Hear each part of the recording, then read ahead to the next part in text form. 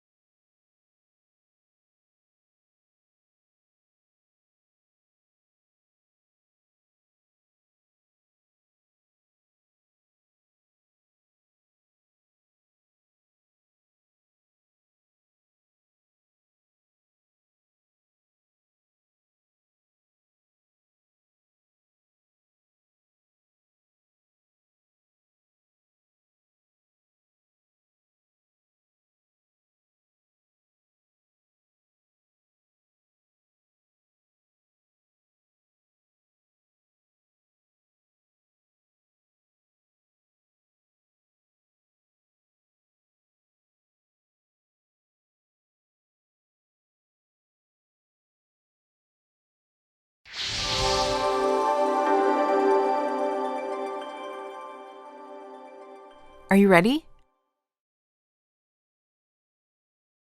Shh, quiet please. We're about to start. Now let's take a look back at our story so far.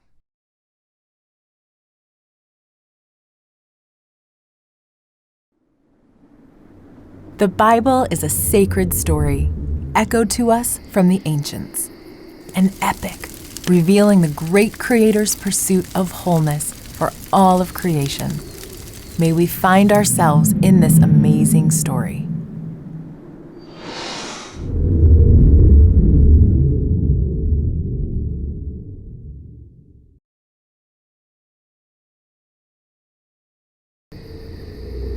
During the time of the judges, tragedy struck Naomi, an Israelite woman. Her husband and both of her grown sons had died.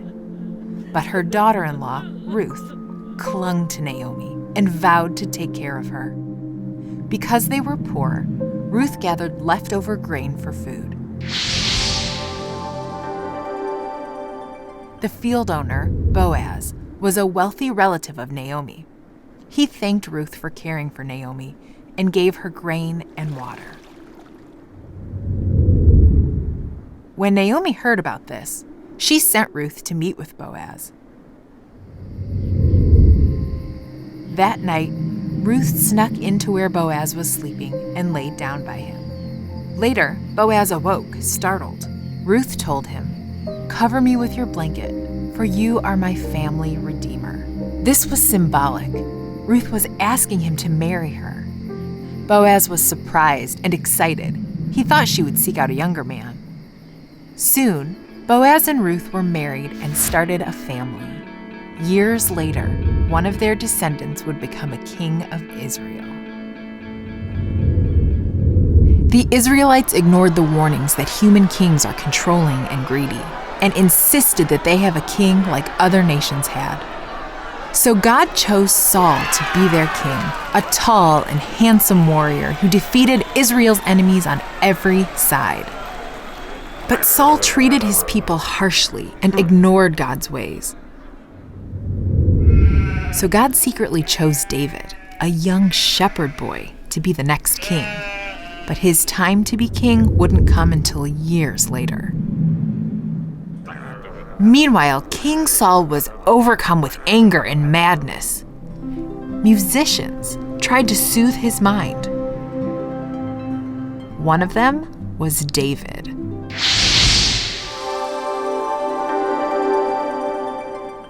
Saul grew to love David and made him a trusted servant. Saul's son became David's best friend. Then David married Saul's daughter. Before long, David was made commander of Israel's armies, and the people sang songs about his greatness. This made Saul angry and jealous. So the next time David played music for him, Saul hurled a spear at him. David dodged the spear and ran away. In his madness, King Saul sent soldiers to kill David, but David escaped and hid in a cave. There, David poured out his heart to God through music called psalms. Before long, Saul was killed in battle, and David was made king. David deeply loved God, but he wasn't perfect. Once, David had an affair with his general's wife. To cover it up, David left the general stranded in battle, and he was killed. But David turned his heart back to God and tried to lead the people in following God's ways. Later in his life, David's son, Absalom, became very popular with the Israelites. He stirred up a revolt and drove David out of the kingdom.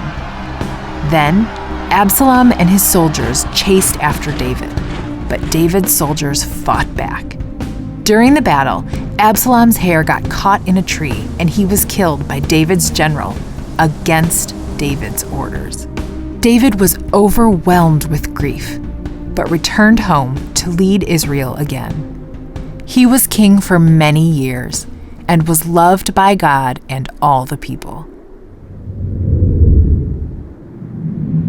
David passed on his throne to his son, Solomon. Solomon prayed, asking God to give him wisdom to lead the people the right way. So, God filled Solomon with great knowledge in many areas. He wrote numerous proverbs, poems, and songs. And people traveled from faraway lands just to learn from his remarkable wisdom. Solomon built a magnificent temple as a permanent home for God in the center of their land. This massive structure was built with the finest materials in the world.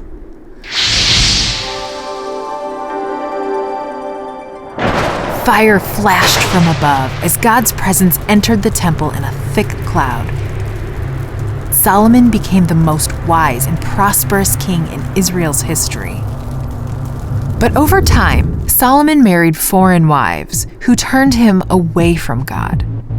He built shrines to false gods and treated the people of Israel like his slaves. God warned Solomon that the kingdom would soon be torn away from him and divided. Despite this warning, Solomon became even more wicked.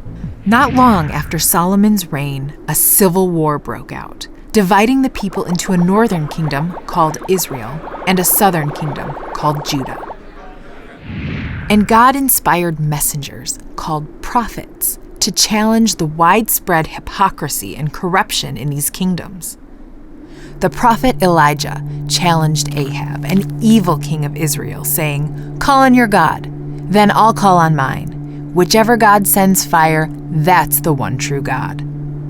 All day, Ahab's prophets shouted to their god Baal to send fire, but nothing happened. Then Elijah called out, "God of Abraham, Isaac, and Jacob, show us that you are the true God." Fire flashed from the sky, burning up the altar and the ground that surrounded it. The people of Israel called out, "The Lord is the only God." Not long after that, Elijah was carried into the clouds by chariots and horses made of fire. But Israel and Judah returned to their selfish ways, worshiping idols and neglecting the poor. and other nations conquered both kingdoms. People from the kingdom of Israel were never heard from again. The people of Judah were taken captive by the Babylonians, who burned the magnificent temple to the ground. Even in captivity, these exiles held on to the hope that God would someday restore their kingdom. Daniel, like many of the people of Judah, was held captive in Babylon. Daniel's great intellect and wisdom so impressed Babylon's king Nebuchadnezzar that he was made a top advisor. One night, Nebuchadnezzar had a disturbing dream that only Daniel could interpret. The king proclaimed, "Your God must be the greatest of all the gods." Later, when Babylon was overthrown by Persia, Daniel was made second in charge of the Persian Empire. But some of the Persian leaders were jealous of Daniel and tricked the Persian king, Darius, into creating a law that prevented prayer to anyone but the king. Daniel refused to obey the law and continued to pray to God, so he was sentenced to death and lowered into a lion's den. Remarkably, the next morning, Daniel was untouched by the lions. Persia's king Darius was overjoyed and gave the decree, "Daniel's God is the one true God." Daniel continued to have great success in the Persian Empire. But the people of Judah longed to have their own kingdom once again. In our next story, the time comes for the exiles to return home and rebuild some of what was lost. Let's continue this story right now.